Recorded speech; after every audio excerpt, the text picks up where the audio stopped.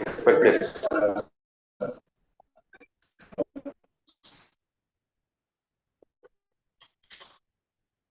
And that is karma with an expectation of results to go in our favor.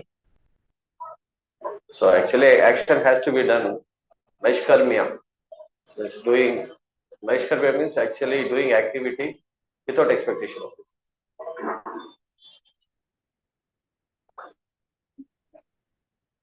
So then why are we doing that activity?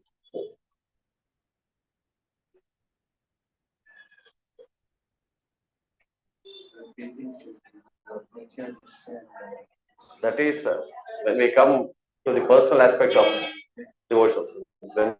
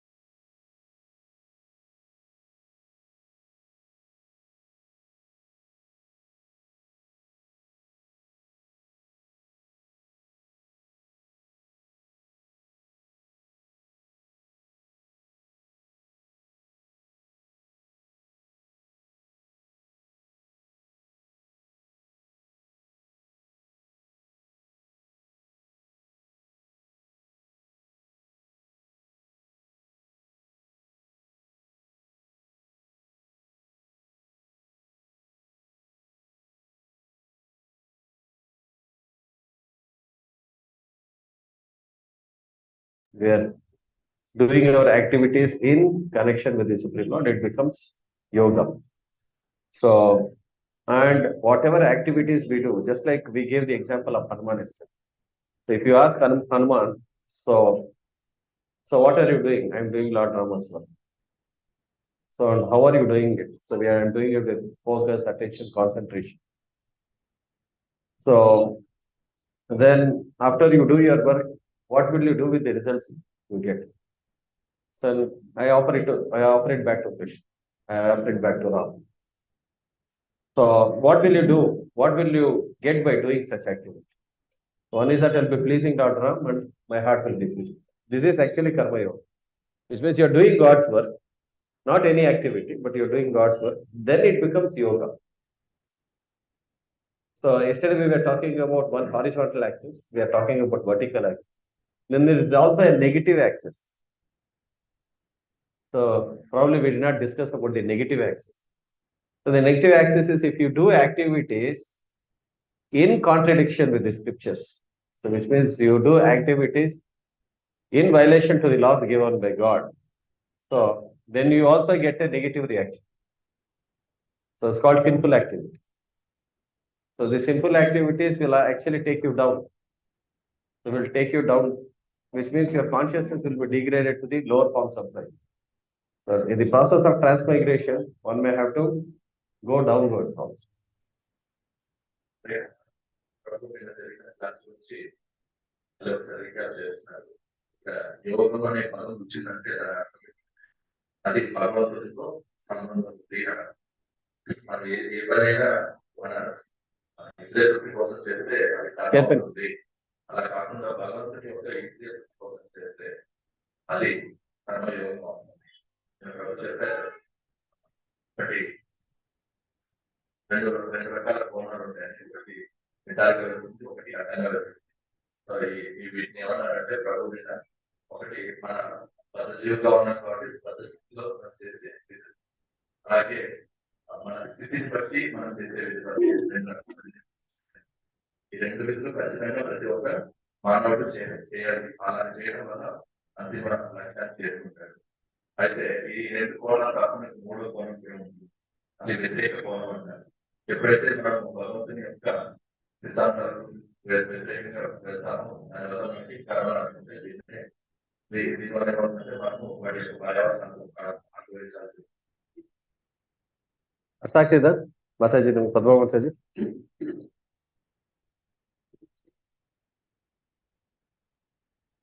So the reaction may come in one lifetime or it may take several lifetimes also. కర్మల యొక్క ఫలితాలు అనేవి అదే జీవితంలో రావచ్చు, లేదా ముందు ముందు జీవితాల్లో కూడా ముందు జన్మల్లో కూడా రావచ్చు అని మనకి. So these are not stories or speculative stories. This is actually practical life. So the reactions may come in this lifetime or it may take several lifetimes to also come.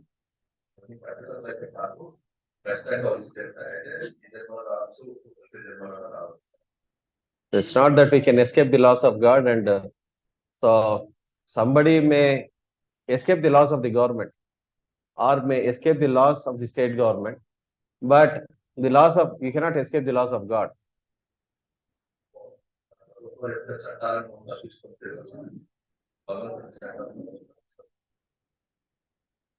Okay, so basically, see, we are talking about different yoga systems, and the best yoga for us to perform, the most sublime yoga is to perform Buddhi Yoga or Bhakti Yoga. So, and this picture here, we see that, so it's not that we keep doing all our duties and keep God, we have 25 things to do in life and we keep God as the 26th element. So, for him to keep giving us blessings for our own sense gratification. That is not the idea of yoga. Yoga means the God is the center of our life, just like you have your parents. So when we have our parents are very dear to us. So are they, it's usually there's law of love, respect, and most probably we can say that they are also one of the main activities of our life, prominent activities of our life. So in a family, when there is a loving family, so the parents think about the children and the children think about the parents. So whereas in a selfish family, so the parents are up to themselves. So the parents are, when the children, they earn money, so the parents are asking, how much are you earning? So, and the children want to hide as much as possible. The parents want to take as much as possible. So, but in a family where there is a loving relationship, so then God becomes the prominent factor of our life. He is the dominating factor of our life. That's what I can say. So,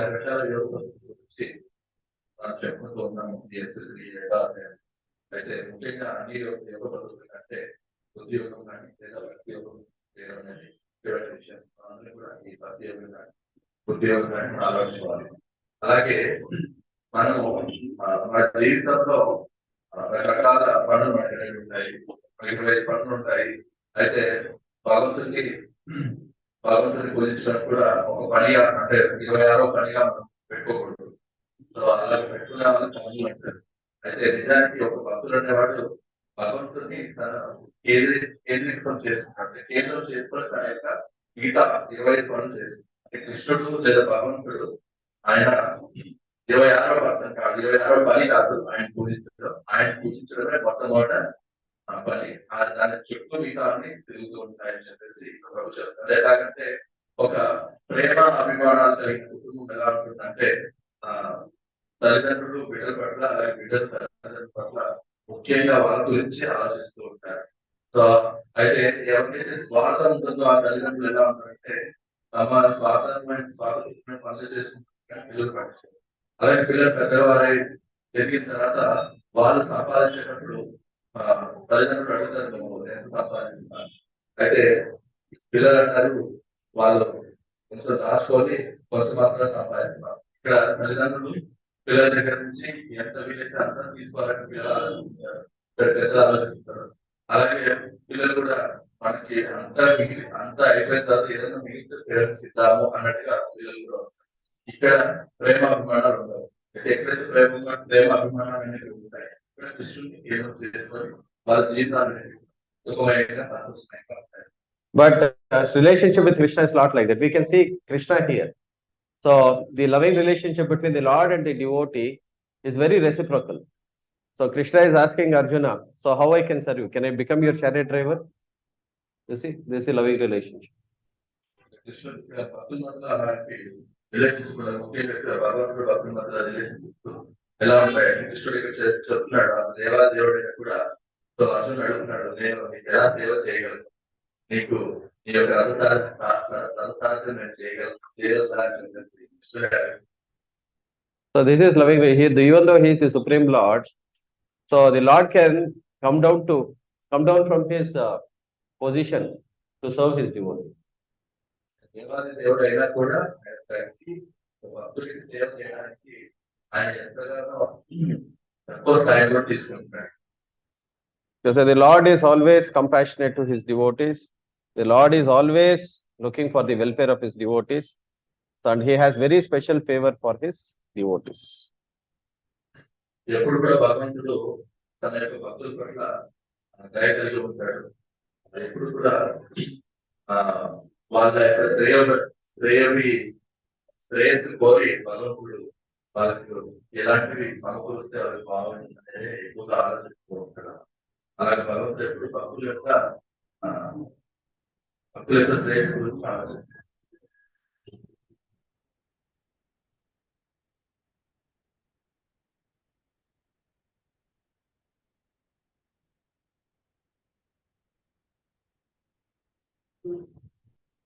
So benefit of connecting all our activities with the Lord. So just like, so when we are under the shelter and the protection of the Lord, so we are always under his care and protection. So just like we see the case of Prahlad Maharaj. So the Lord was very attentive in protecting Prahlad because he was always tortured by his father. The father was trying to kill Prahlad in so many ways. So by throwing him from off the mountain peaks, so throwing him into the pit of serpents. So and he fed him poison.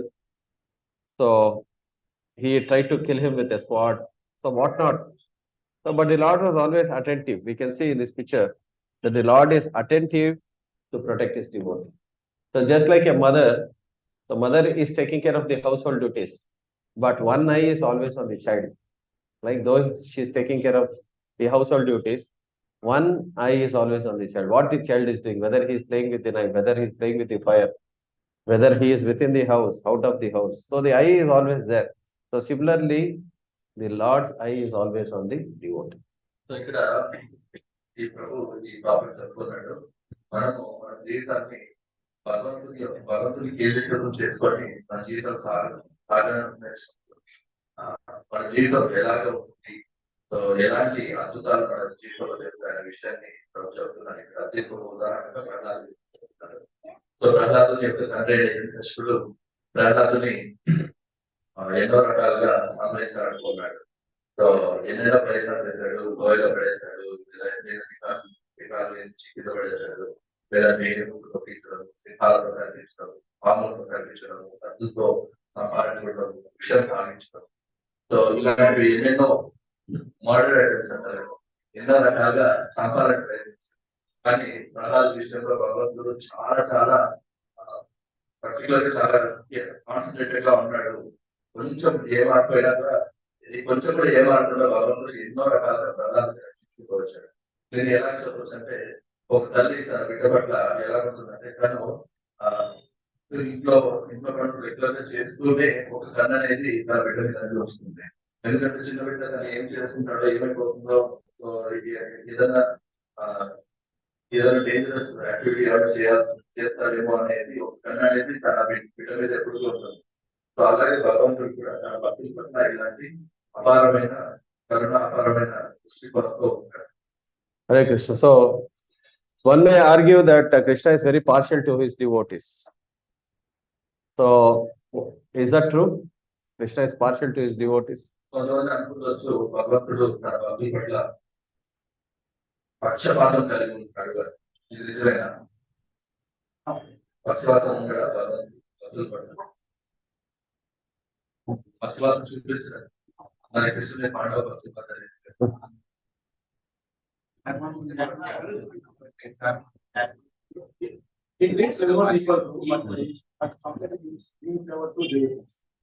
So any example?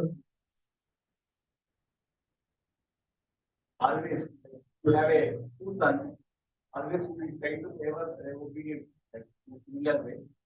So though all the sons are Equal. but Good example. So and also we have the example of sunshine and the rain. Sun is equally disposed to everybody, whether it's a poor man's hut or a rich man's bungalow. The sun has no discrimination, right? The sunshine is there for everybody. It all depends on how one receives the sun, right? And also rain is also impartial. So there is a shower of rain everywhere, but it is up to the person. So to receive. So whether it is a favorable land, if it is a favorable land for the cultivation to happen, then the rain will bear fruit, right? So it all depends on the receptor, right?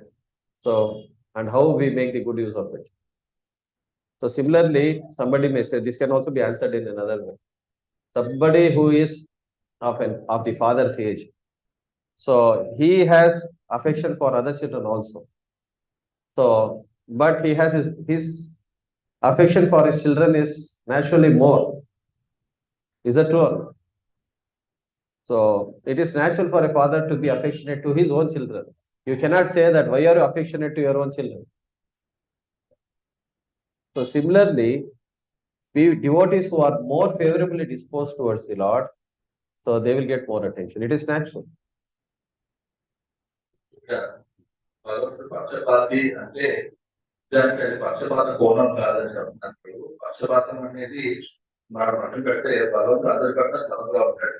అయితే general గా ప్రభు ఇంకా చెప్తున్నట్టు ప్రభు ఒక తండ్రి ఇద్దరు బిడ్డలు ఉన్నారంటే, ఏ బిడ్డ అయితే తను చెప్పిన మాట వింటాడో ఆ బిడ్డపైనే సహజంగా అతనిపైన ఎక్కువ మక్కువ ప్రేమ అనేది చూపిస్తుంది. ఎవరైతే ఆయన చెప్పినట్టుగా చేయలేదో వాళ్ళ పట్ల మక్కువ తక్కువగా చూపిస్తాడు.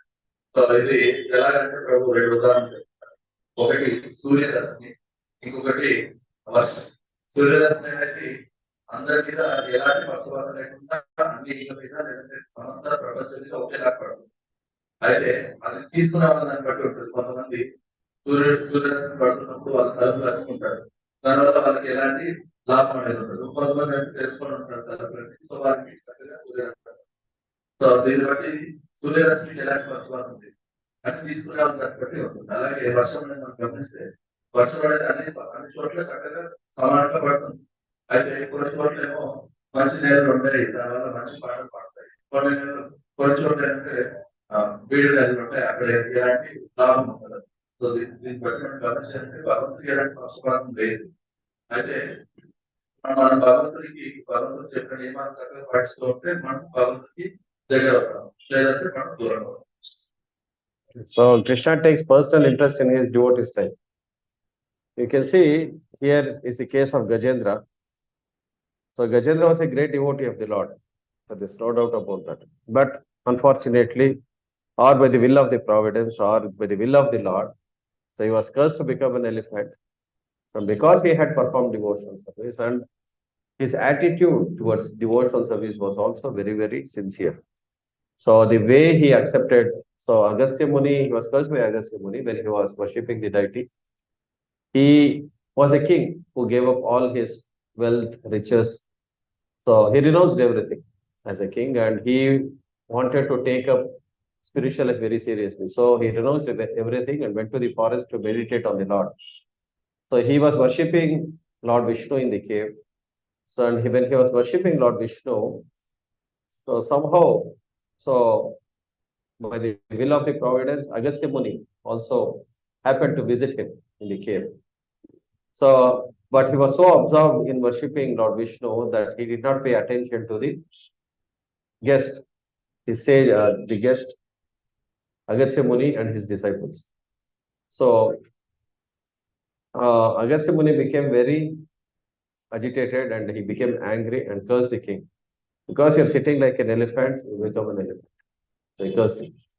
So this again by the will of the Lord, but he accepted that curse. He did not reiterate or he did not give it back. So he did not say I was. He did not justify uh, his position. He voluntarily, willingly accepted that it was my mistake. I was little neglectful. So I will accept this curse as the will of the Lord. And he accepted the curse. And he was. There are many reasons which the Acharyas quote. So that will have a separate class for that. So how he accepted the curse, and because of he accepted in such a mode, the Lord gave him the memory also. So though he was in the elephant's body, he could remember his past life. So and the Lord personally came to protect him. So when though he is in a very difficult situation, he's caught by the crocodile. So but still he's offering the flower to the Lord, and the Lord is immediately reciprocating. So by coming and saving him from his situation. And finally he saved. You see that he gives up his elephant's body, and the Gandharva, who was in the form of the crocodile, he is also relieved of his curse. So this how the Lord personally comes to protect his devotees. భక్తుల పట్ల భగవంతుడికి ప్రత్యేకమైన ఇష్టం అనే విషయాన్ని ఒక ఉదాహరణ తీసుకొని ఎక్స్ప్లెయిన్ చేస్తారు ఇక్కడ మనలో మోక్షం అనేది చాలా ప్రసిద్ధిగాంచిన పదాలు జరిగింది. అయితే ఇక్కడ మనం గమనిస్తే ఇక్కడ కనపడే గజేంద్రుడు వచ్చేసి పూర్వజన్మలు అతను ఇంద్రజన్మ మహారాజు ఆయన సామ్రాజ్యాన్ని కూడా వదిలేసి భగవంతుని యొక్క సేవకే తన జీవితం అంతా ప్రశ్నించి ఆయన అడవులకు వెళ్తాడు. అడవులకు వెళ్ళేసాక ఊళ్ళో భగవంతుని పట్ల తీవ్రంగా చేస్తూ ఉంటాడు. అలాంటి సమయంలో అక్కడికి భగవంతుని యొక్క సంకల్పం వల్ల లేదా విధి వల్ల అక్కడికి అగస్త్యుని తన యొక్క శిష్యులతో సహా ఇంద్రజన్మ మహారాజు తపస్సు చేసుకునే ప్రదేశానికి వస్తాడు. అయితే ఆయన ఎంతగా తీవ్ర తపస్సులో ఉన్నాడంటే అగస్త్యుని ఆయన శిష్యులు వచ్చిన విషయాన్ని కూడా అతనికి అక్షరాల విషయం కూడా తెలియదు. సో అంతగా నిమగ్నం అయ్యాడు. అయితే అగస్త్యుని ఎంతగానో పిలుస్తాడు అనమాట. అయితే ఆయన ఏమాత్రము కొంచెం కూడా కదలకపోయేసరికి అగస్త్యునికి కోపం వచ్చేసి తెలుస్తాడు. నువ్వు ఇలాగా ఏనులాగా ఏమాత్రం స్పందన లేకుండా ఉన్నావు కాబట్టి నువ్వు ఏనుగు అయిపోతాడా అని చెప్పేస్తాడు.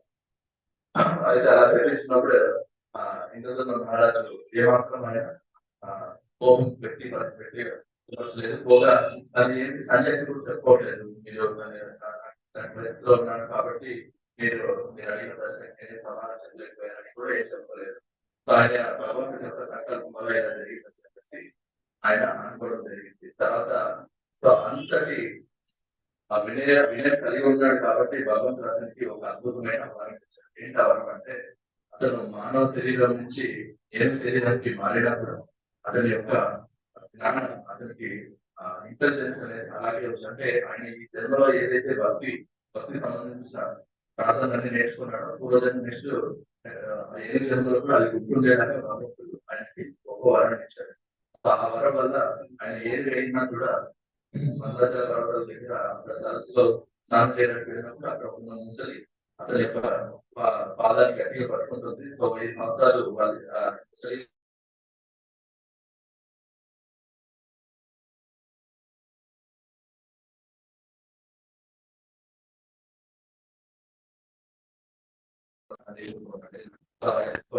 ఒక జన్మలో భగవంతునికి ఏదైతే ప్రార్థన చేస్తారో ఆ ప్రార్థన చేయడం వల్ల సాక్షాత్తు మహావిష్ణువే గరుడ మీద వచ్చి ఆ గజేంద్రుడిని రక్షించగలుగుతాడు. ఎలాగంటే మొసలి తన చక్రంతో ఖండించేయడం వల్ల. సో అలా చక్రంలో ఖండించగానే ఆ మొసలి నుంచి ఒక దివ్య పురుషుడు వస్తాడు. అలాగే ఈ గజేంద్రుడు వచ్చేసి తను ముక్తి పొంది భగవంతుడితో పాటు బయటపడాడు.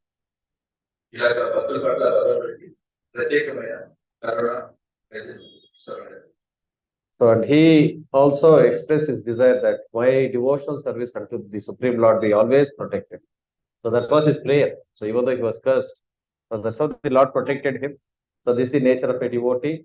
So he is not bewildered. He is not, even if he is put in a difficult situation, he is not bewildered in a difficult situation also. భక్తులు ఎలా ఉంటారంటే వాళ్ళని ఎన్ని కష్టాలు పెట్టినా కూడా వాళ్ళకి భగవంతుడి పట్ల నమ్మకం అనేది పోగా వాళ్ళు ఎలాంటి భగవంతుని యొక్క సంకల్పమని వాళ్ళు తీసుకుంటారు. కానీ ఎక్కడ కూడా వాళ్ళు విచలితులు అవ్వరు, విచలితులు అవ్వరు.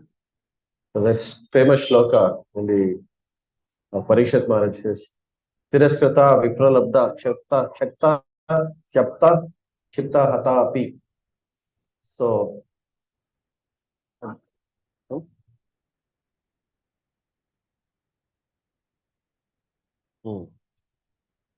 so even if a devotee is cursed, even if a devotee is rejected, Tiraskrita vipralabdha. So Shapta, even if he is cursed, even if somebody is trying to attack him with deadly weapons, a devotee will not retreat or he will not react. So that's what is mentioned here. So this is a famous verse from Srimad Bhagavatam. And also we can see, so Arjuna is asking all these questions. So what are the symptoms of a person who has steady intelligence? Sthita prajna. So how does he speak? So how does he speak? So just like a person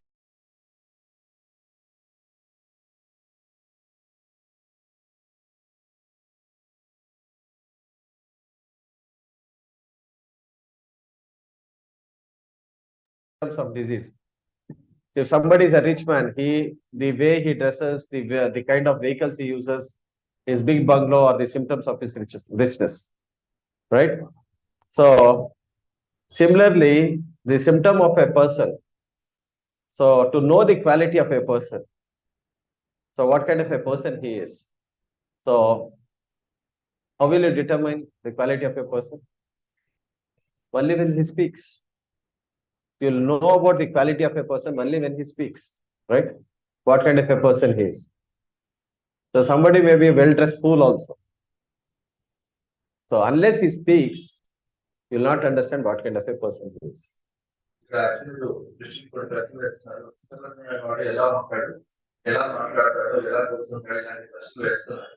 so ఇక్కడ ప్రభు దాని గురించి చెప్తున్నాడు. ఎలా అంటే ఒక రోగం వచ్చిన వాడికి కొన్ని చిహ్నాలు ఉంటాయన్నమాట. అతను తగ్గడము, అతడు తీయడము, అలాగే అతని శరీరంలో జ్వరం అనేది రావడం, ఇవన్నీ కూడా ఒక వ్యక్తిలో అతనికి రోగం వచ్చిందా లేదా. అలాగే ఒక ధనవంతుడిని మనం ఎలా కలుగుతాము, అతను వేసుకునే వస్తువు, తర్వాత అతను ధరించే ఆభరణాలు, అతను వాడే వాహనాలు, వీటన్నిటి బట్టి అతను ధనవంతుడు విషయం. అలాగే సో ఒక వ్యక్తి స్థిత పెట్టినప్పుడు అని మనకి ఎలా తెలుస్తుంది అంటే ఆయన మాట్లాడే ఒక వ్యక్తి ఏదైతే ఆయన యొక్క గుణగణాలు ఎలా తెలుస్తాయంటే ఆయన మాట్లాడే పద్ధతిని బట్టి, మాట్లాడే విధానం బట్టి అతని యొక్క గుణగణాలు తెలుస్తుంది. ఎంత ఒక వ్యక్తి ఎంత చక్కగా డ్రెస్ వేసుకున్నా కూడా సో అతను ఎలా ఉంటుందంటే పైకి బాగా డ్రెస్ వేసుకున్నా లోపల అంత క్యారెక్టర్ లేని పర్సన్ గా కూడా ఉండొచ్చు. అయితే అది ఎలా తెలుస్తుంది అతను మాట్లాడిన తర్వాత. Hare Krishna. So how does he speak? How does he speak in the sense? How does he respond to affection and anger of this world? So if somebody is affectionate towards him, how does he respond? And if somebody is angry with him or rejects him, how does he respond? So here we see in the case of equanimity. So equanimity or equipoisedness can be expected only in case of a devotee. So the best example is that of Prahlad Maharaj. So Prahlad Maharaj was tortured by his father in so many ways. He was completely inimical. See, he was inimical to an extent that he was ready to kill his own son because his first son was not willing to listen to him. So he wanted to throw him into the pit of snakes. He wanted to give him poison. He wanted to kill him with deadly weapons, throw him from the mountain. So, and try to trample him with an elephant, whatnot. So uh, all kinds of aggression a person can expect. So with all these things, Prahlad was undeterred. So he was always composed. So he did not even become angry with his father. Neither did he become angry, but he was always equipoised and he was always composed. So whenever his father would ask him anything, he would respond appropriately. So this is the symptom of equipoisedness, which can be achieved only by rendering devotional service unto the Lord. ఇక్కడ ఒక సిద్ధపెట్టుకునే వాడు ఎలా మాట్లాడతాడనే విషయం గురించి నాకు చెప్తున్నాడు. ఎలాగంటే సిద్ధపెట్టుకునే వాడు తనకి కష్టం వచ్చినా లేదా సుఖం వచ్చినా తను రెండింటి పట్ల సమచిత్తంగా ఉంటాడనే విషయాన్ని ఇక్కడ చెప్తున్నాడు. ఇక్కడ ప్రభు ఇంకొక విషయాన్ని నేను చెప్తున్నానంటే ఇలాగా మాట్లాడే వ్యక్తులు వాళ్ళకి ఎవరైనా అభిమానంగా మాట్లాడినప్పుడు లేదా ఎవరైనా వాళ్ళ పట్ల కోపం వాళ్ళు ఎలా మాట్లాడతారో అనే విషయం గురించి ఇక్కడ ప్రహ్లాద్ యొక్క ఉదాహరణ తీసుకుంటారు. సో ప్రహ్లాద్ వచ్చేసి వాళ్ళ నాన్నకి వ్యతిరేకంగా ఉన్నట్టు అనిపిస్తున్నాడు. సో అందుకే వాళ్ళ నాన్న ఎక్కువ వ్యతిరేకంగా ఉంటున్నాడు ఈ అబ్బాయి అని చెప్పేసి ప్రహ్లాద్ సంహరించడానికి ఎన్నో రకాల ప్రయత్నాలు చేస్తాడు. ఆయన్ని కనిపిస్తాడు, పాములు కనిపిస్తాడు, సింహం ఉండే లోయలు, సింహం నుండి గుహలో వేస్తాడు, సో అగ్నిలో పడేస్తాడు, సముద్రం మధ్యలో పడేస్తాడు. కానీ ఇది ఘోరమైన కృత్యాలు చేసినప్పుడు ఎక్కడ కూడా మన ప్రహ్లాదుడు బాధపడడం కానీ, దుఃఖించడం కానీ, ఏడవడం కానీ, లేదా వాళ్ళ నాన్న పట్ల కానీ ఇలాంటి పనులు కూడా చేయలేదు. కానీ ఆయన కనీసం కూడా భగవంతుని కంట్రోల్ చేస్తే ఆయన దృఢంగా భగవంతుని నమ్మకంతో ఒకే పద్ధతిలో ఒకే విధంగానే ఉంటాడు. ఆ శ్లోకం ఏంటి? ప్రహ్లాద్ మహారాజ్ చెప్తాను. సో నువ్వు అరణ్యానికి వెళ్ళు, బృందావనానికి వెళ్ళు, అక్కడ తపస్సు చేయాలి. హరే కృష్ణ.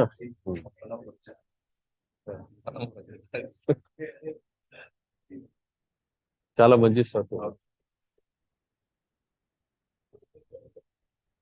హరే కృష్ణ.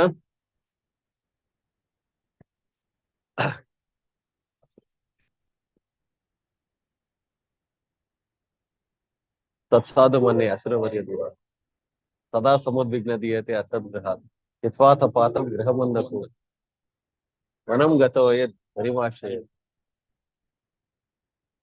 ఇదేం స్టార్టింగ్ ఏంటి?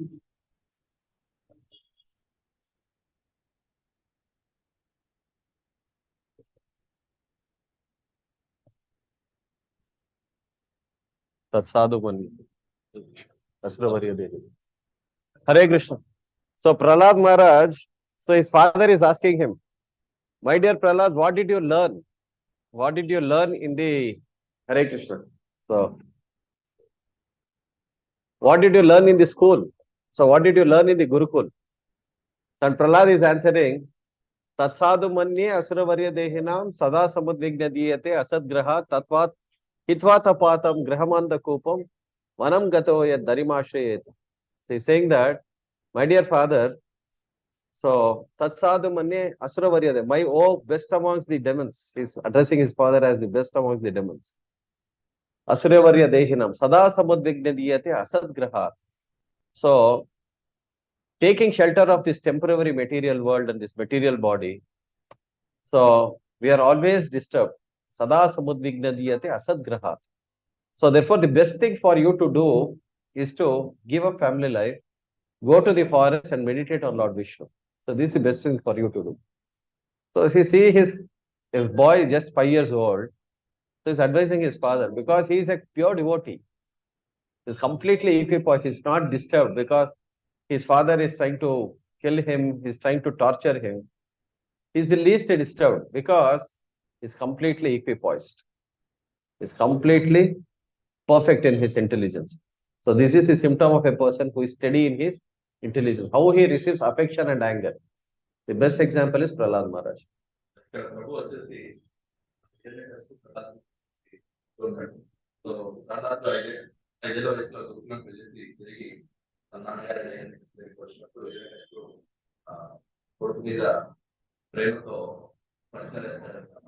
నాన్న నువ్వు చదువుకుంటున్న సమయంలో నువ్వు నేర్చుకున్న గొప్ప విషయం ఏదో అప్పుడు ప్రహ్లాద్ చెప్పే విషయం ఎలా ఉంటుందంటే ఈ భౌతిక శరీరం అనేది తీసుకొని దాన్ని తృప్తి కోసం కాకుండా భగవంతుని యొక్క ఎస్పెషల్లీ హరి యొక్క సేవలో ఎప్పుడైతే మనం పొందుతున్నామో అప్పుడు ఆ శరీరం కానీ లేదా ఆ జీవితం కానీ చనిపోతుందని చెప్పి ప్రహ్లాదించారు. సో ఇక్కడ మనం గమనిస్తే వాళ్ళ నాన్నగారు హరికి విరుద్ధంగా ఉన్నాడు, వైరిగా ఉన్నాడు. కానీ అందరికి నాన్నగారు విష్ణు పట్ల వైరత్వం ఉన్న విషయం కూడా తెలిసినా కూడా ఆయన ఇక్కడ కూడా మోహమాటం పడకుండా ఉన్న విషయాన్ని ఖచ్చితంగా తెలిసిన ప్రహ్లాద్ చెప్తున్నాడు. అతనికి మోహం అనేది కానీ వ్యామోహం కానీ అలాగే కోపం అనేది కానీ అభిమానాన్ని అనేది ఏమి చూపించదు.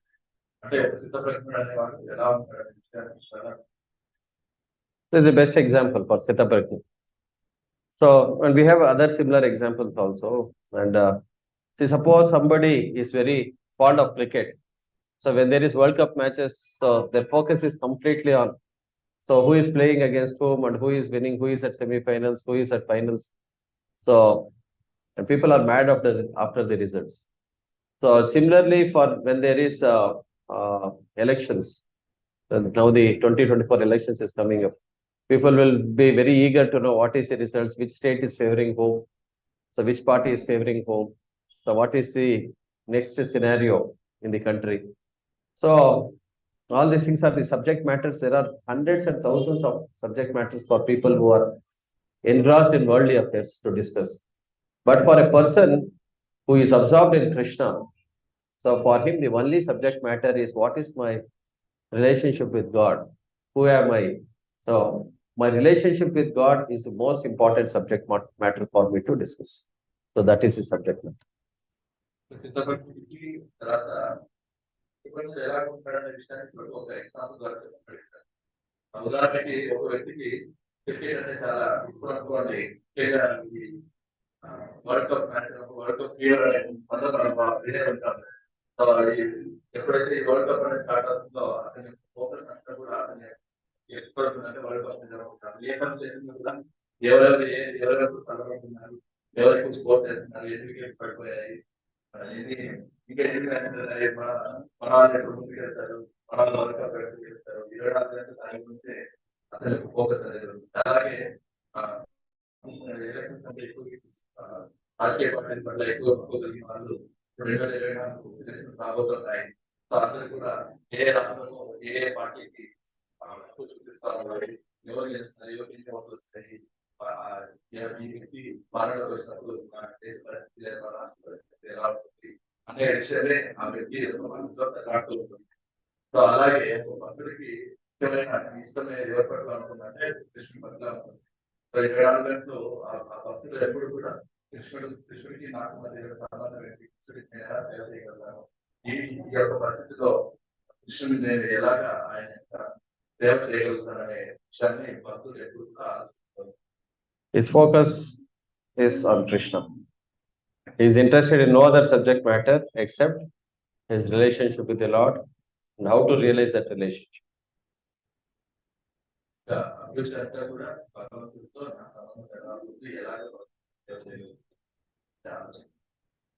So Bhagavad Gita in 2nd chapter 58th verse discusses about so a person who is able to control his senses according to the plan. So controlling, see, one is how one can render devotional service in this material world.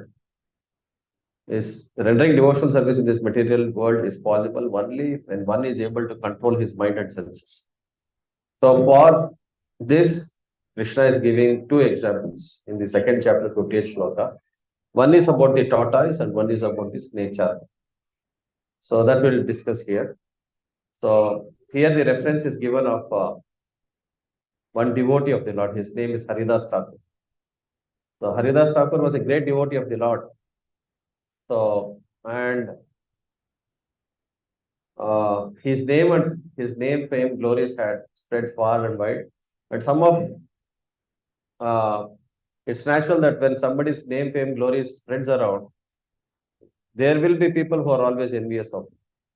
And to defame him, to degrade him, so they managed to send a prostitute. So at the middle of the night. So Haridas Thakur was a devotee, was chanting 192 rounds every day. Almost he would spend 16 hours to 20 hours so chanting his rounds. So completely fixed in his consciousness. So they managed to send a prostitute to agitate him. So she came at the middle of the night, so to agitate him. And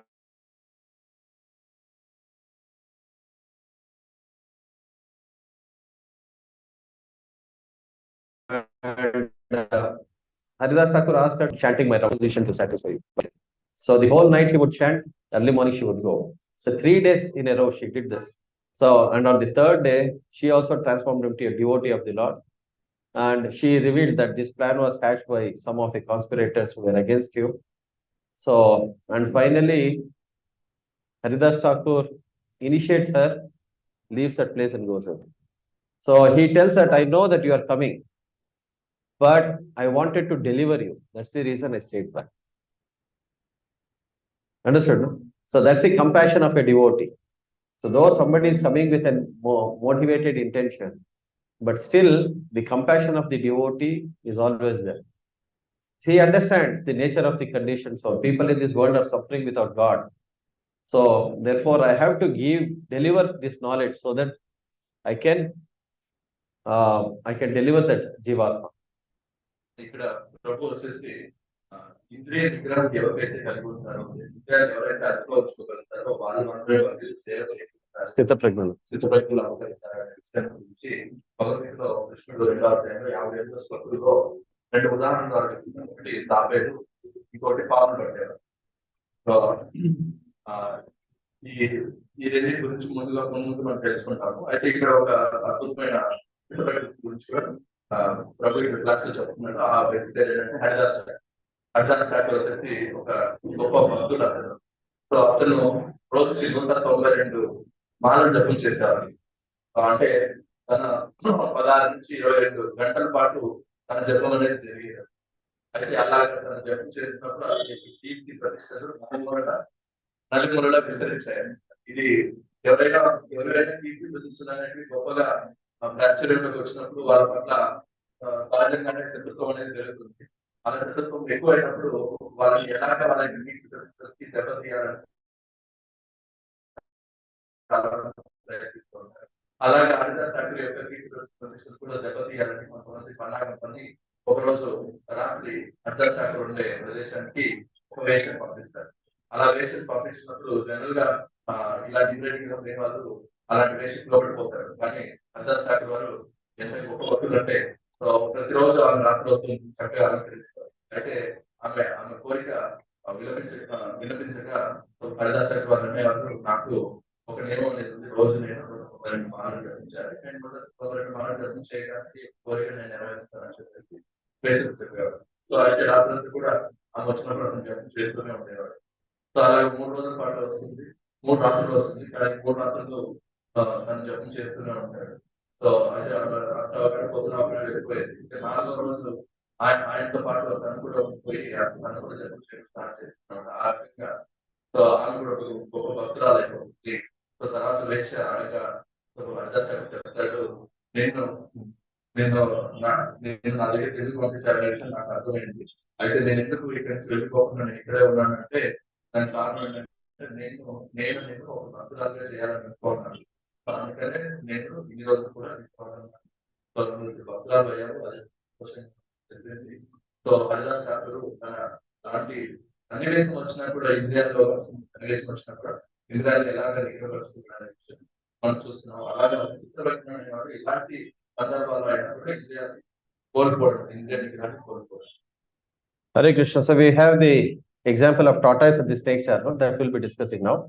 So this is from the 2nd chapter, 58th verse of Bhagavad Gita, which says that you can repeat the shloka after me. Yada samharite chayam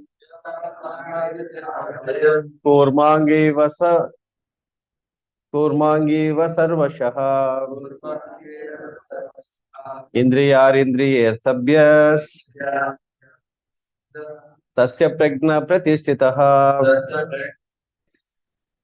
So Krishna gives this wonderful example of the tortoise. Okay. See, the tortoise, just like the yogis also, they keep moving forward. So, and whenever, just like the tortoise keeps moving forward, so and whenever there is danger, it withdraws all its senses within. So similarly, a devotee also. So sometimes when we go to the temples, in front of the temple, we find the tortoise. So the tortoise is the representation of how a devotee should conduct himself in this material world. There are objects of sense gratification. So what the tortoise does, it immediately withdraws the senses inside. Similarly, the tortoise which is placed in front of the temple, it has all its senses outside, which means when you enter the temple, you have to keep all your senses open. So eyes for seeing the beautiful forms of the Lord, the beautifully decorated deities of the Lord, ears for hearing Krishna Katha, nose for smelling the flowers offered to the Lord, tongue for tasting Krishna Prasada. So, and our whole body in raising our arms and dancing before the Lord, the whole body is engaged in the service of the. That's the meaning of tortoise. The tortoise which is kept in front of the temple is an indication of this. That we should engage all our senses in the service of the Lord when we come to the temple. But when we are walking in the world of sense objects, so when there are agitating things which are agitating to the mind and senses, one has to withdraw his senses just like the tortoise withdraws its senses. ఇక్కడ ప్రభు మన ఇంద్రియ నిగ్రహాన్ని ఇంద్రియ నిగ్రహం ఎలా చేయాలనే విషయం గురించి శ్రీకృష్ణ పరమాత్మ భగవద్గీతలో చెప్పిన ఈ శ్లోకం గురించి చెప్తూ ఉన్నాడు. 2వ అధ్యాయం 52వ శ్లోకం. సో ఈ శ్లోకంలో తాబేలు మనం గమనిస్తే తాబేలు తాను చక్కగా ఈదుతుంది కాళ్ళు వేసుకొని. అయితే ఎప్పుడైతే ప్రమాదం అనేది వస్తుందో తన 4 ప్రాణాలు అలాగే తన ఇంద్రియాలంతా కూడా తను ఆ షెల్లో తీసుకెళ్ళిపోతుంటాడు. అంటే ప్రమాదం వచ్చున్నప్పుడు అది తన ఇంద్రియాలన్నీ కూడా క్లోజ్ చేసుకుంటుంది. అయితే ఎప్పుడైతే మనం గమనిస్తే విష్ణుమూర్తి యొక్క మందిరాల్లో మన తాబేలు విగ్రహాన్ని గమనిస్తాం. అది ముఖ్యంగా దేవుడు ఎదురుగా ఆ తాబేలు విగ్రహాన్ని వచ్చి ఉంటారు. అయితే అక్కడ తాబేలు మనం గమనిస్తే తన యొక్క తల కానీ తన యొక్క 4 పాదాలు కానీ తెచ్చుకొని ఉంటాయి, అది మోసుకొని ఉంటుంది. సో అంటే దీని అర్థం ఏంటంటే ఎప్పుడైతే మనం భగవంతుడి యొక్క సేవకు వచ్చామో లేదా భగవంతుడి యొక్క మందిరానికి వచ్చామో మన ఇంద్రియాలన్నీ కూడా భగవంతుడి యొక్క సేవలో మనం వినియోగించాలనే విషయాన్ని మనకి తాబేలు ద్వారా మనం తెలియజేస్తుంది. సో మన కళ్ళను వచ్చేసి భగవంతుడి యొక్క సుందరమైన విగ్రహ రూపాన్ని కల్పించడానికి కోసం, అలాగే మన చెవులు వచ్చేసి భగవంతుడి యొక్క కథాశ్రవణం చేయడం కోసం, మన నాలుగు వచ్చేసి భగవంతుని కీర్తించడం కోసం, అలాగే ప్రసాదాన్ని పూజించడం కోసం ఉపయోగించడం, అలాగే మన చేతులు పాదాలు భగవంతునికి రకరకాల సేవలు చేయడంలో ఉపయోగించడం, పాదాలు భగవంతుని చేయడానికి. ఈ రకంగా తాబేలు ఎలాగైతే తన ఇంద్రియాలన్నీ కూడా ఉపయోగించుకుంటుందో, ఎలాగైతే మందిరంకి వెళ్ళినప్పుడు తన విగ్రహం ఎలా ఉంటుంది, అలాగే ఒక భక్తుడు కూడా ఎలా ఉంటాడంటే సో ఈ ఇంద్రియాన్ని లోపరుచుకునే ఈ ప్రపంచంలో చూడు ప్రమాదం అనేది ఇంద్రియాన్ని లోపరుచుకునే వస్తువులు కనపడతాయి కాబట్టి తన ఇంద్రియ విగ్రహంతో ఉంటాడు బయట తిరిగి. అయితే ఎప్పుడైతే మందిరానికి వస్తాడో అతను తన యొక్క ఇంద్రియాలన్నింటినీ కూడా భగవంతుని చక్కగా వినియోగిస్తారు అనే విషయాన్ని. So we have this example of the snake charmer, but 2 examples are given here in this purport also. One is about the tortoise. This example is given by the Lord himself. Yadi samharite chayam kurmangi vasarvashaha indriyartabhyas tasya prajna pratishtha. This is how one can become a sthita prajna. So not running after the senses. So there is no history of people who have become happy by running after the senses. All their lives have been ruined. Whoever runs after the senses, their lives are lost, lives are ruined. Okay. So then we have the snakes, example of the snakes. The snakes are very slippery animals.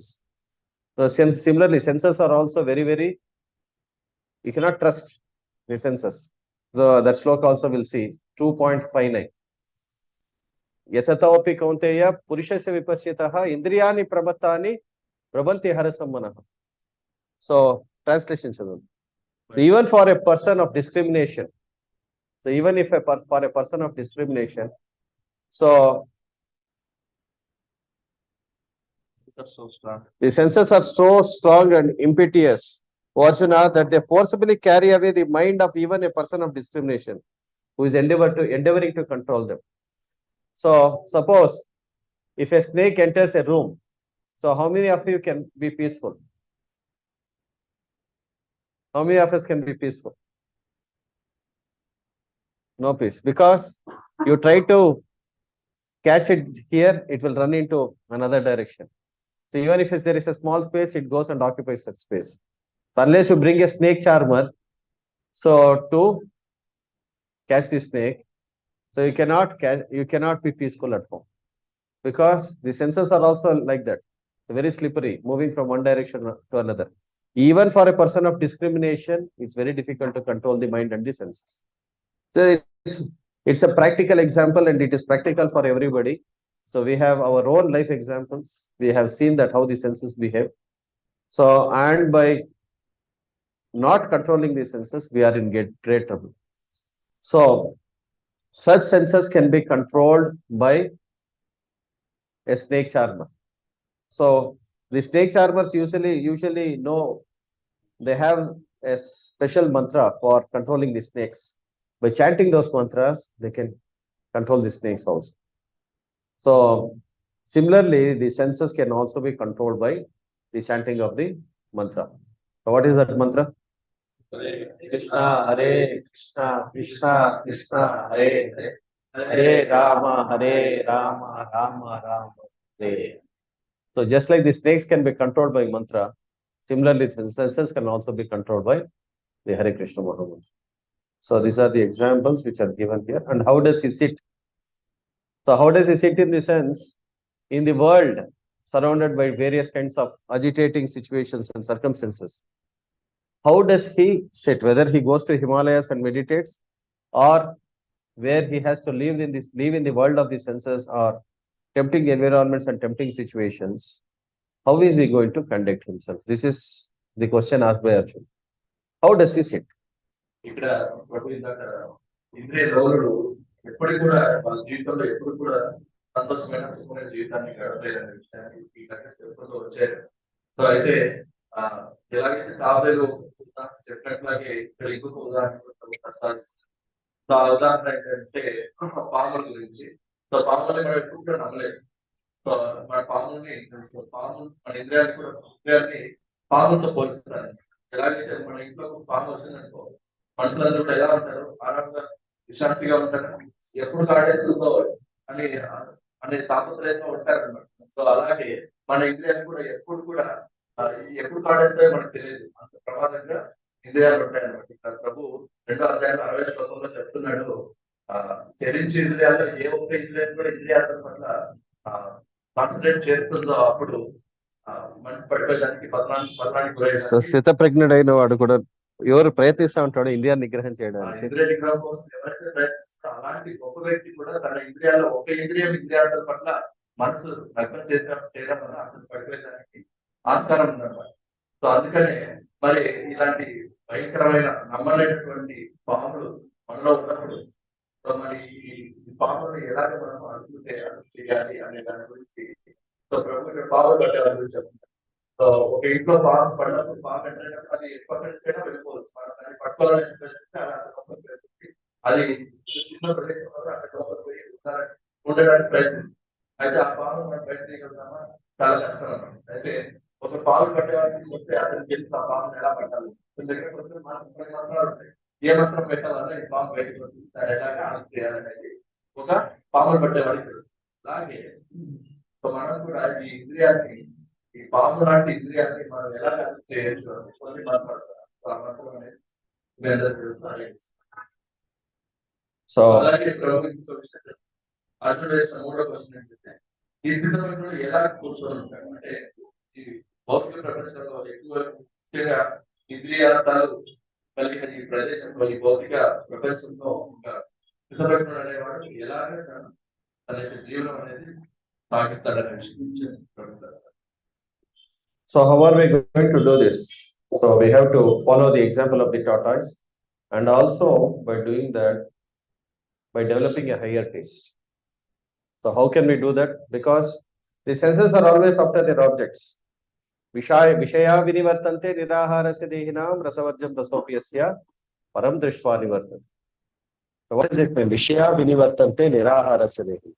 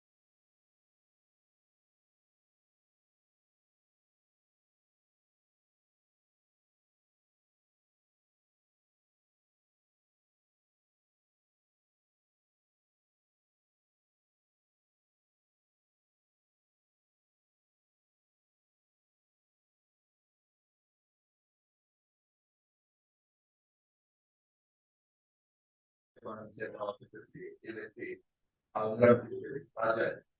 So ఇక్కడ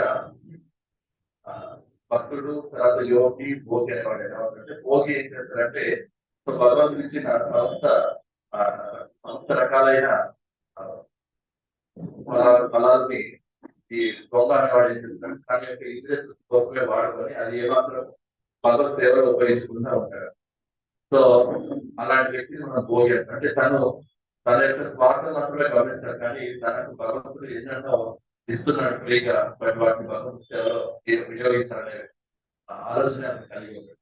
ఇక రెండో విషయం వస్తే ఆ వ్యక్తి ఉంగరాన్ని చూస్తాడు, but దాన్ని మళ్ళీ ఎక్కడ ఉందో అక్కడ పడేది. సో ఇది ఒక యోగి గురించిన విషయం అన్నమాట. యోగి ఏం చేస్తారంటే సో ఇక్కడ ఉన్న ప్రపంచంలో ఉండే ఇవన్నీ కూడా సో నన్ను లోపరుచుకోవడానికి మాత్రమే ఉన్నాయి. సో వీటి యొక్క ఇవన్నీ కూడా ఇంద్రియార్థాలు, నా ఇంద్రియాన్ని లోపరుచుకోవడానికి ఉన్నాయి ఈ భౌతిక ప్రపంచంలో. కాబట్టి నేను ఈ భౌతిక ప్రపంచానికి దూరంగా వెళ్ళిపోయి హిమాలయాల్లో తపస్సు చేసుకుంటే నాకు ఈ ఇంద్రియార్థాలు నన్ను లోపరుచుకోవద్దు అని చెప్పేసి ఒక యోగి ఆలోచిస్తారు. తను దొరికిన ఉంగరాన్ని అది నాకు సంబంధించి కాదని చెప్పేసి. సో ఇక భక్తులు అనేవాడు ఎలా ఉంటాడంటే ఆ ఉంగరాన్ని చూస్తాడు, ఆ ఉంగరం ఒక రాజస్వామి తెలుసుకొని ఆ రాజు ఇచ్చేస్తాడు. అలాగే భక్తులు కూడా ఏం చేస్తారంటే ఈ ప్రపంచంలో ఈ ప్రతి ఒక్కటి కూడా భగవంతుడికి సంబంధించింది, కాబట్టి ఇవన్నీ కూడా భగవంతుడి కేవలం వినియోగించాలి అని చెప్పేసి ఒక భక్తులు ఏం చేస్తారంటే ఉదాహరణ ఇస్తారు ప్రభు. సో చక్కని పూల వనం ఉంది, లేదా చక్కని పూలు ఉన్నాయి. సో ఈ పూలను కూడా భగవంతుని యొక్క సేవలో వినియోగించి భగవంతుని చక్కని హారం చేయాలి. మీకు ఒక మంచి పళ్ళ తోట ఉంది, మామిడి పండ్ల తోట. సో తను ఏం చేస్తారంటే ఆ మామిడి పండ్లన్నీ కూడా భగవంతుడికి నైవేద్యంగా పెట్టి ఆ ప్రసాదాన్ని స్వీకరించి ఈ రకంగా ఒక భోగి, ఒక యోగి, ఒక భక్తుడు వాళ్ళ ఇలాగా వాళ్ళకి ఆకర్షిస్తున్నప్పుడు ఎలా ఉదాహరణ. Hare Krishna. So, to control the mind and the senses, so one needs to develop the sense of discrimination. So, yatatopi kaunteya purushasya vipashitaha means even for a person of discrimination to control the mind and the senses is very difficult. So, but by steady intelligence. So, how can one develop steady intelligence? By reading scriptures. So, now we are discussing scriptures. We are reading the scriptures given by God. So, that is Bhagavad Gita. We are discussing Bhagavad Gita. With this knowledge of Bhagavad Gita, we will be in a position to use our sense of discrimination to choose what is right and what is wrong. So, ప్రభు అందుకనే ఇలాంటి పరిస్థితిలో ఉన్నప్పుడు ఏది మంచిది, అది ఏది మంచిది కాదు అనే వివేక బుద్ధి ప్రతి ఒక్కరికి కలిగి ఉంది. ఎందుకంటే ఇంద్రియాలు ఎప్పుడు కూడా ఇంద్రియార్థాల పట్ల లగ్నం చేస్తుంటాయి. సో ఈ ఇంద్రియార్థాల పట్ల మనసుకు లేదా ఇంద్రియాలు లోపరచకుండా ఉండాలి అంటే మనం ఎప్పుడు కూడా అప్రమత్తతో ఉండాలి. అలాంటి అప్రమత్తతో ఉన్నప్పుడు మనం పడిపోకుండా ఉండేదానికి ఆస్కారం ఉంది. So therefore, to develop sharp intelligence, so unless you have sharp intelligence, you cannot discriminate what is right and what is wrong. So the scriptural knowledge will sharpen your intelligence, strengthen your intelligence. Here we see that the intelligence, he is the driver, he is holding on to the horses very tightly. But if the driver is weak, so then the horses will go astray and you cannot control the horses. So which means if you let your senses loose in this material world, you will become directionless in this material world. You will forget the purpose and goal of life. ఇక్కడ బుద్ధిని వివేక బుద్ధి ప్రతి ఒక్కరు కలిగి ఉన్నారు. వివేక బుద్ధి లేకపోవడం వల్ల పతనమయ్యేదానికి కారణం అవుతారు. సో ఈ వివేక బుద్ధి అనేది ఒక రథచోదకుడిగా ఇక్కడ చూపిస్తాడు. ఇక్కడ రథచోదకుడు స్ట్రాంగ్ గా ఉన్నాడంటే ఈ 5 గుర్రాలని చక్కగా పట్టుకొని వాటిని ముందుకు తీసుకెళ్తే రథాన్ని ముందుకు పోనిస్తాడు. ఎప్పుడైతే రథచోదకుడు బలహీనంగా ఉంటాడో ఒక గుర్రాన్ని వదిలేసినప్పుడు ఏమవుతుంది, ఆ రథం మొత్తం కూడా పడిపోయి అందులో ఒక వ్యక్తి పతనమయ్యేదానికి కారణం అవుతుంది. ఎందుకంటే మనము ఈ వివేక బుద్ధిని పదం పెట్టుకోవాలన్నమాట. ఎలా పదం పెట్టుకోగలుగుతాం? శాస్త్ర పఠనం ద్వారా, గ్రంథ పఠనం ద్వారా, గ్రంథాన్ని చక్కగా చదవడం వల్ల, మన శ్రీ ప్రభుపాద వారి పుస్తకాలన్నీ కూడా చక్కగా చదవడం వల్ల మనకు ఇలాంటి వివేక బుద్ధి అనేది వస్తుంది. So therefore, we have to develop the sense of discrimination, the power of discrimination. So Viveka Buddhi, Vivechana Shakti. So by the study of scriptures. So that's the reason study of scriptures is so very important. Or else, what kind of life we are living here? The directionless life. Solomon Grundy, born on Monday, what is Christian on Tuesday, married on Wednesday, fell ill on Thursday, died on Friday, so buried on Saturday. So this is how life will go on without any purpose and goal of life, directionless life, meaningless lives, and people are living this material world like cats and dogs. ఇలాగ మనకి వివేక్ బుద్ధి లేదంటే మన జీవితం ఎలా ఉంటుందని ప్రభు ఒక English నానుడి ద్వారా చెప్తున్నాడు. సో సండే అయితే ఎలాగా, మండే అయితే ఎలాగా, సోమవారం ఎలా ఉంటాం, మంగళవారం ఎలా ఉంటాం. సాలమన్ గ్రాండీ అనేవాడు ఒక వ్యక్తి పుట్టాడు, వానికి పేరు పెట్టారు సోమవారం. పేరు పెట్టారంట. మంగళవారం పెళ్లి చేశారు, మంగళవారం అతనికి పెళ్లి చేశారంట. బుధవారం ఇది ఆయన సిక్ అయ్యాడు, బుధవారం శుక్రవారం చనిపోయాడు, శనివారం ఇలాగా మన జీవితంలో ఇలాగ వివేక బుద్ధి లేదంటే వ్యవసాయ బుద్ధి లేదంటే మన జీవితంలో పుట్టామా, తెచ్చుకోయామా, పెరిగామా, ఇలాంటి మధ్యలోనే ఉంటుంది. అంతకన్నా గొప్ప విషయాల గురించి ఆలోచించలేదు. So importance of developing higher taste. So therefore we have to develop higher taste. Without developing higher taste, so we cannot control the mind of the senses. అందుకనే మనం ఏం చేయాలంటే మనం ఉన్నతమైన రుచిని మనం వెతుక్కోవాలి. ఉన్నతమైన రుచిని మనం ఎప్పుడైతే వెతుక్కోలేమో ఇప్పుడు మనం పత్రం లేదానికి కారణం. I have very many important shloka. Very very important shlokas. Tani sarvani samyamya yukta asita madparaha vashehi yasendriyani tasya prajna pratishthitaha. Tani sarvani samyamya yukta asita madparaha vashehi yasendriyani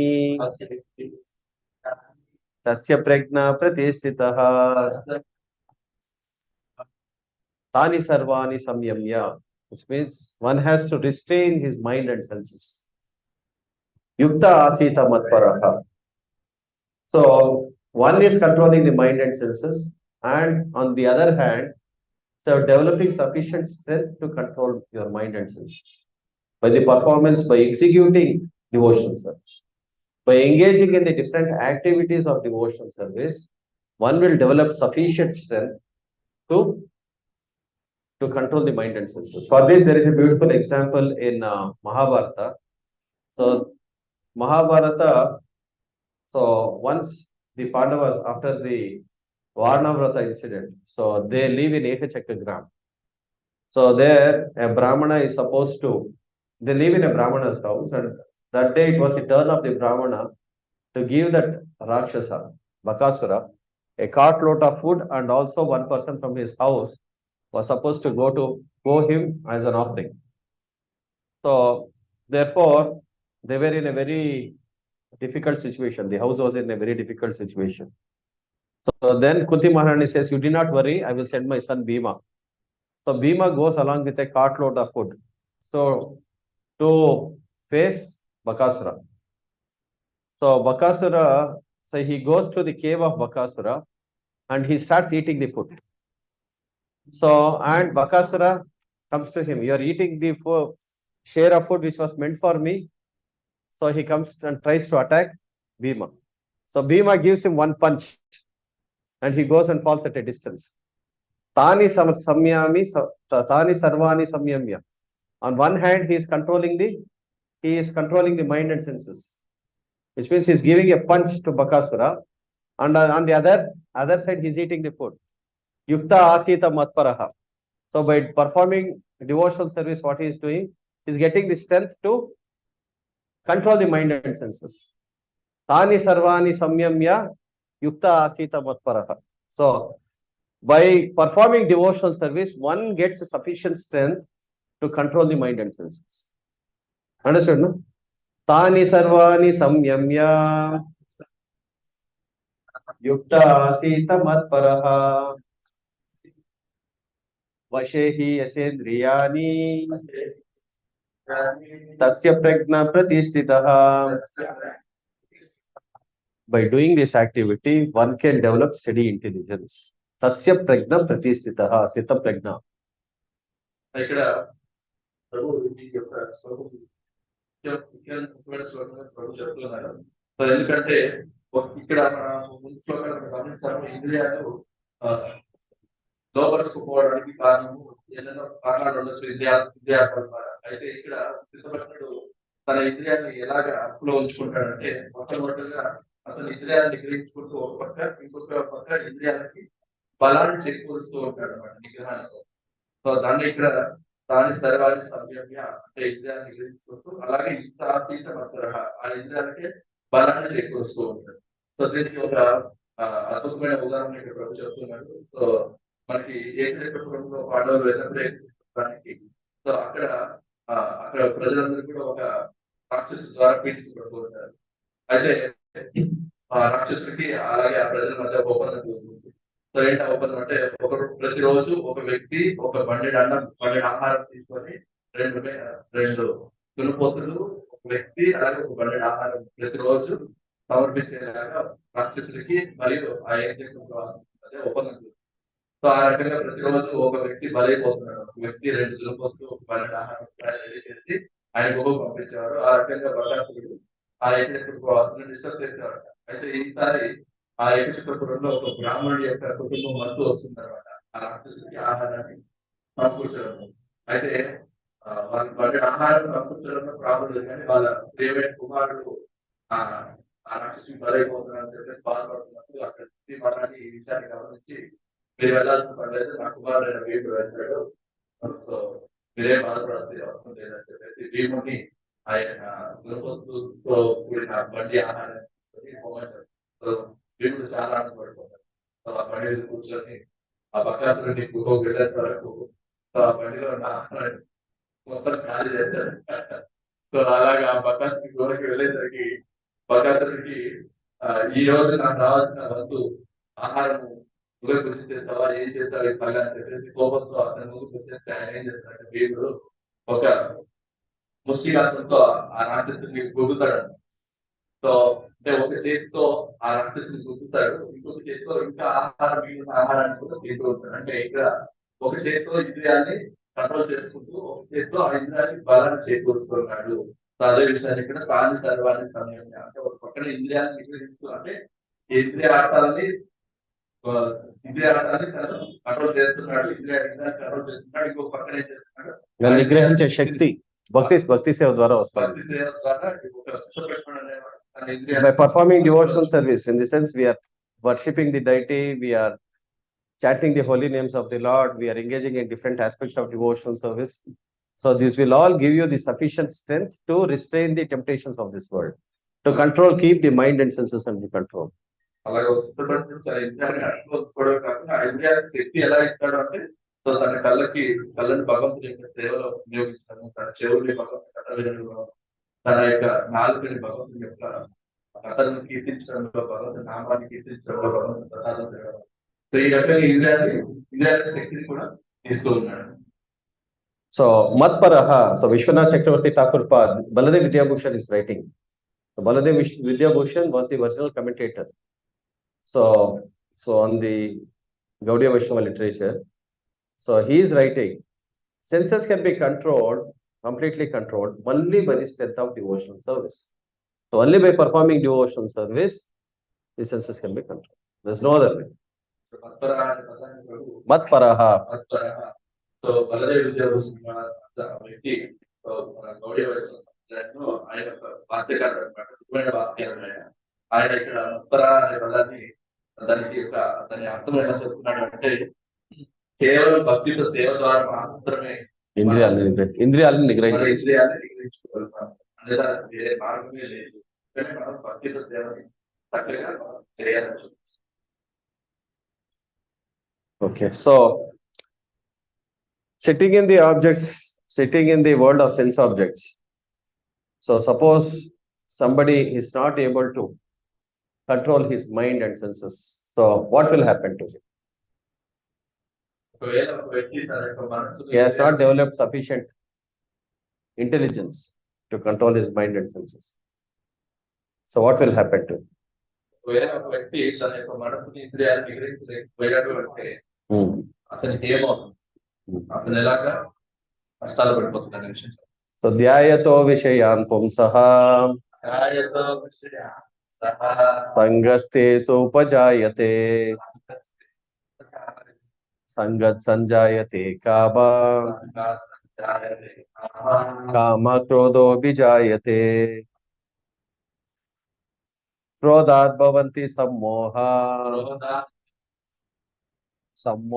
స్మృతి విభ్రమః స్మృతిభ్రంశాత్ బుద్ధినాశో ప్రణశ్యతి.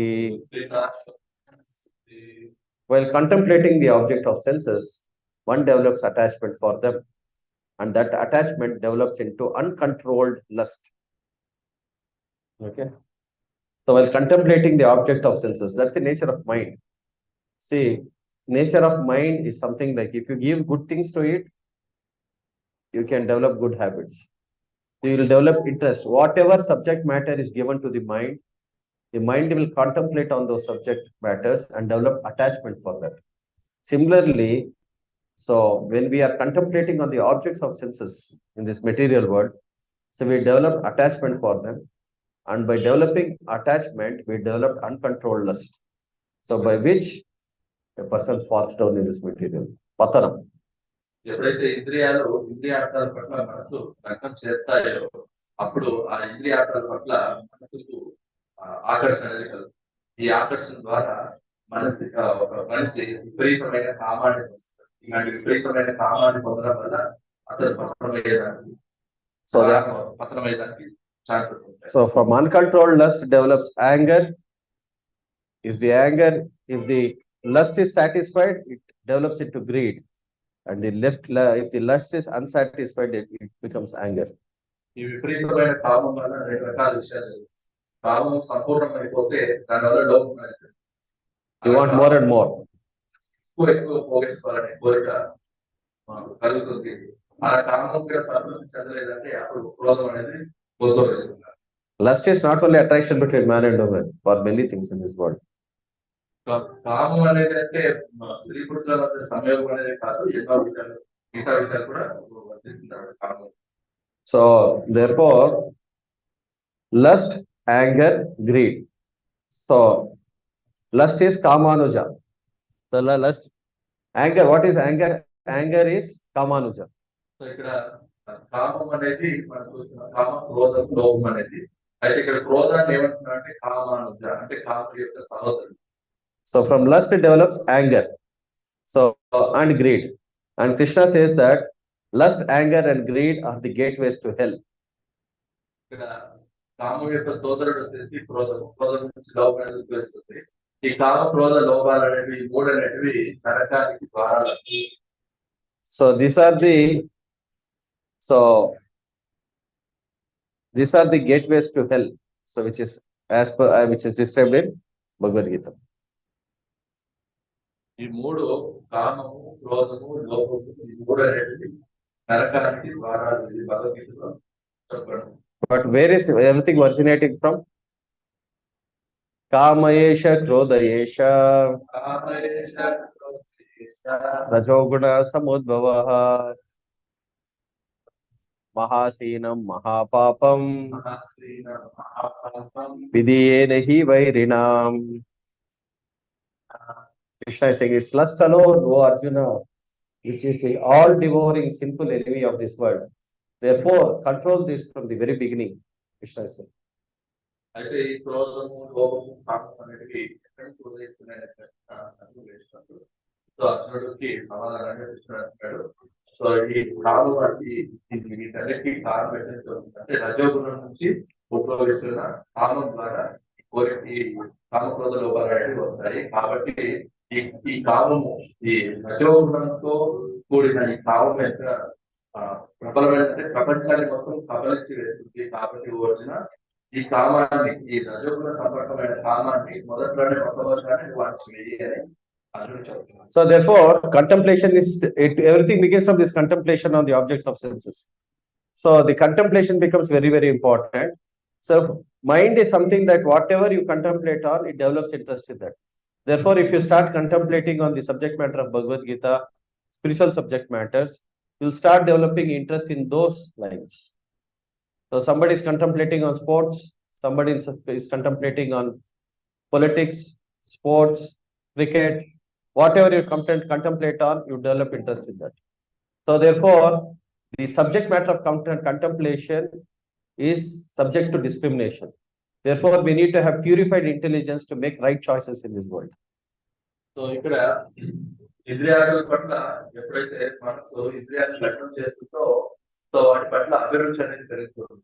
ఎప్పుడైతే అభిరుచి పెరుగుతుందో మనసు ఎప్పుడు కూడా ఆ ఇంద్రియాల పట్లనే ఆకర్షణ కలిగి ఉంటుంది. అలాగే అందులోనే నిమగ్నం అయిపోతుంది. ఉదాహరణకు మనం గమనిస్తే క్రికెట్, పాలిటిక్స్, అలాగే మనకి సినిమాలు, ఇక ఎన్నెన్నో విషయాలు ఉన్నాయి. మనసు దేనిపైనైతే లగ్నం భావిస్తుందో వాటి పట్లనే మనసు ఆకర్షితమైపోయి అలాగే అందులోనే కూరుకుపోతాడు అనమాట. ఒకవేళ ఒక వ్యక్తి మనసు అంతా కూడా భగవద్గీత, భాగవతం సంబంధించిన విషయాల పట్ల మనసు లగ్నం చేశారంటే వాటి పట్లనే ఆకర్షణ పెరిగి అందులోనే ఎదుగుతాడు అనమాట. సో కాబట్టి మనం వివేక బుద్ధిని పెంచుకోవాలి. ఎటువంటి పట్ల మన మనసు లగ్నం చేయాలి, ఎటువంటి వాటి పట్ల మనసు లగ్నం చేయకూడదు. Mind is a storehouse of desires. So mind is just like a hardware. Good in, good out. Garbage in, garbage out. మనసు అనేది ఒక స్టోర్ హౌస్ లాగా అని ప్రభు చెప్తున్నారు. ఏది మంచి చేస్తే మంచి బయటకు వస్తుంది, చెడు చేస్తే చెడు బయటకు. So therefore, we need intelligence. So we need viveka buddhi, vivechana shakti. So that can be developed by contemplation of the scriptures. So therefore, the subject matter of contemplation, reading scriptures, so coming to the association of devotees and discussing in the association of devotees. So these things are very, very important. కాబట్టి ఇలాంటి పరిస్థితుల్లో మనం వివేక బుద్ధిని పెంచుకోవాల్సిన అవసరం ఎంతగానో ఉంది. ఈ వివేక బుద్ధిని ఎలా పెంచుకోగలుగుతామంటే, సో ఇలాగ ప్రభుపాద వారి యొక్క గ్రంథాన్ని మనం చదవడం వల్ల మనకు ఈ వివేక బుద్ధి పెరుగుతుంది. సో ముఖ్యంగా భక్తులైన వాళ్ళు వారి యొక్క వివేక బుద్ధిని ఎలా పెంచుకుంటారంటే, సో చక్కగా ప్రభుపాద వారి పుస్తకాలు చదవడం వల్ల, భక్తుల యొక్క సాంగత్యాన్ని కావడం వల్ల, అలాగే సీనియర్ భక్తులతో వాళ్ళు చదివిన విషయాన్ని డిస్కస్ చేసి దాంట్లో ఇంకా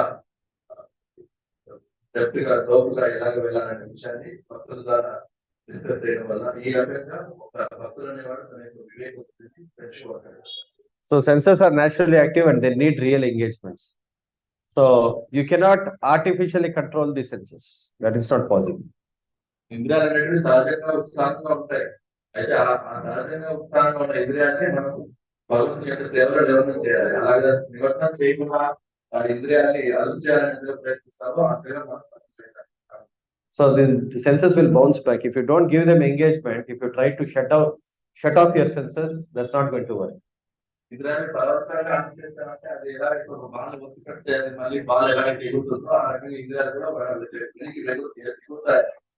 కాబట్టి ఇంద్రియాలు మనం give the real engagement to the senses. So eyes in seeing the beautiful form of the Lord, you come to the center, you see the beautiful decorated deities of Gaur-Nitai. So then you put your tongue in tasting the prasadam offered to Krishna. So ears in hearing Krishna Katha. So and nose in smelling the flowers offered to Krishna. And body in offering service to the devotees and the Lord himself. So ఇంద్రియాన్ని మనము చక్కగా వాటిని వినియోగించాలి. ఎందులో భగవంతుని యొక్క సేవలో ఎలాగంటే తన కళ్ళని భగవంతుని యొక్క అద్భుతమైన రూపాన్ని దర్శించడం కోసం, అలాగే తన యొక్క చెవుని భగవద్గీత శ్రవణము, భగవద్గీత చేయడంలో, అలాగే తన యొక్క నాలుకని భగవద్గీత యొక్క ప్రసాదాన్ని ఆరగించడంలో, అలాగే భగవద్గీత కీర్తించడంలో, అలాగే అతని యొక్క నాశనం అతని ముక్కుని భగవంతుడికి నైవేద్యంగా పెట్టిన తులసి ఆకుల్ని, పూలని వాసన చూడడంలో, తన యొక్క శరీరాన్ని భగవంతుని యొక్క మందిర మార్చడం, సేవించడంలో, ఇలాగా ఒక భక్తుడు తన యొక్క ఇంద్రియాలకి ఏదో ఒక రకమైన సేవలు ఇస్తాడు. ఆ రకంగా ఇంద్రియాలు అనేటివి ఆటోమేటిక్ గా సహజంగా అదుపులోకి వస్తుంది. Just like Haridas Thakur was able to control his senses. So we have few negative examples and few positive examples. Even greatest of the demigods like Lord Shiva, so they were also agitated. When Lord Shiva was agitated by Parvati Devi, Kartikeya was born.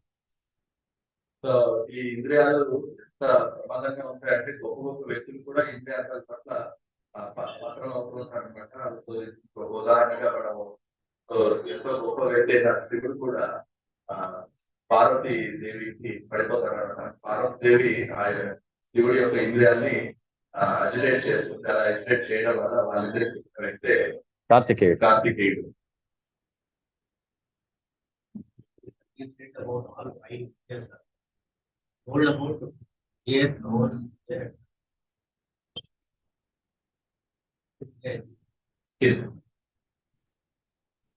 Tadbhrutya Gatre Ananga Sangamam, serve the devotees.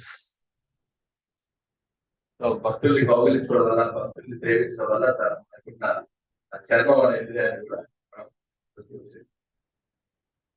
Tadbhrutya Gatra Ananga Sangamam. Amrish Maharaj is saying this, the 9th canto of Srimad Bhagavatam. By serving the devotees, by embracing the devotees, so by sweeping the floor of the Lord, so all the senses can be engaged. Okay. Hare Krishna. So, and we have positive examples also. Haridas Thakur, though a young devotee, he was able to control his senses. And we have Amrish Maharaj, we have Yamunacharya, who were all able to control their senses. Yamunacharya was a king, but when after he became a devotee of the Lord, so he developed complete distaste for material life. So మనకి ఇలాగా ఎంతో గొప్ప వ్యక్తులు, గొప్ప భక్తులు మన ఉదాహరణకి ఇప్పుడు చెప్తున్నారు. ఉదాహరణకి హరిదాస్ ఠాకూర్ వారు చిన్న వయసులో కూడా ఒక వేషని లోపరచడానికి పంపించినప్పుడు ఆ వేషకి ఏమాత్రం లోపడకుండా ఆమె భక్తురాలుగా చేస్తారు. అలాగే అమరీష్ చక్రవర్తి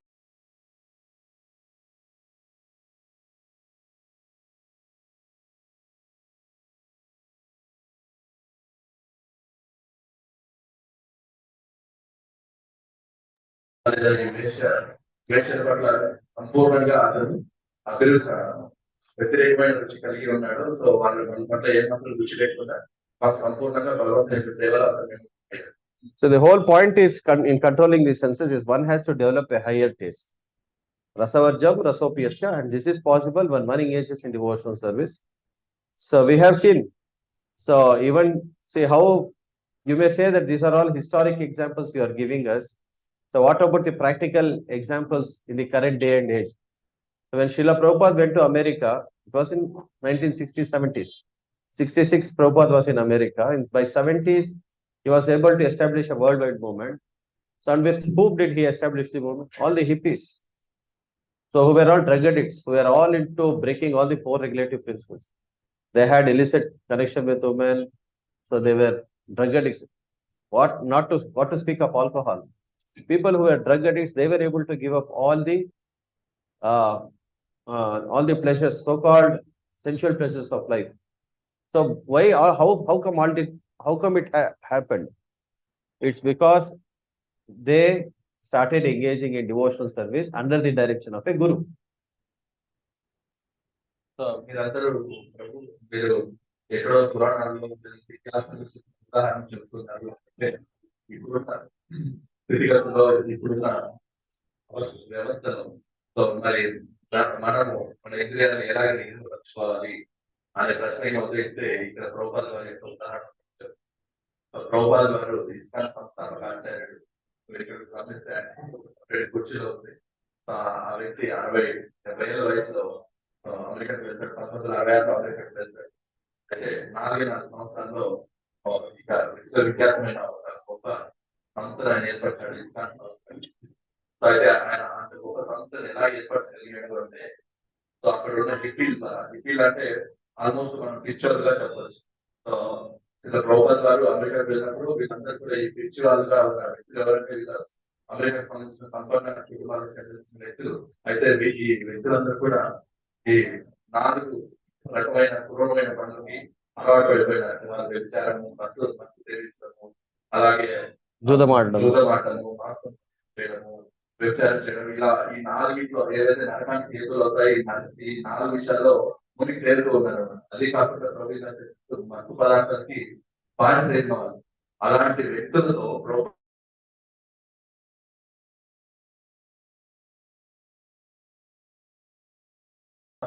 ఇంత గొప్ప సంస్థను ఎలా స్థాపించవచ్చు?